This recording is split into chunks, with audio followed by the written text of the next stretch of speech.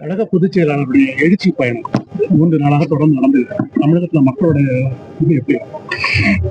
என்னுடைய அபிப்பிராயம் மட்டும் இல்லைங்க, இது உண்மை. அதாவது அண்ணன் எடப்பாடியார் அவர்களின் எழுச்சி பயணம் அப்படிங்கிறது 3 நாள் தொடர்ந்துக்கு அப்படிங்கிறது நீங்க சொல்றீங்க. ஆனா உண்மையை பாத்தீங்கன்னா அதுக்கு முன்னாடியே ஆரம்பிச்சாச்சு.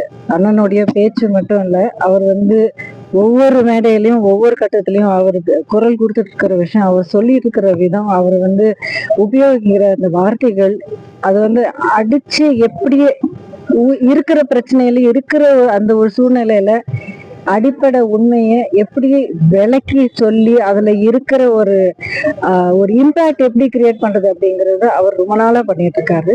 அது எல்லாமே மக்களுக்கு ரொம்ப நெருங்கி, அவங்க இருக்கிற இடத்துக்கு ஒவ்வொரு ஊரா போய் அவங்கள நெருங்கி பேசி அவங்களுக்கு தெரியப்படுத்தக்கூடிய ஒரு வாய்ப்பு.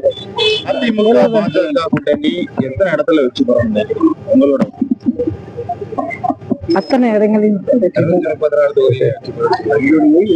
234 தொகுதிகளில் வெற்றிக்கான ஒரு எய்ம் இருக்கும், அதுக்கான முயற்சி இருக்கும். கண்டிப்பாக மெஜாரிட்டி இடங்கள்ல ஒரு கிளீனான கம்ஃபர்டபுளான மெஜாரிட்டியில கண்டிப்பா நாங்கள்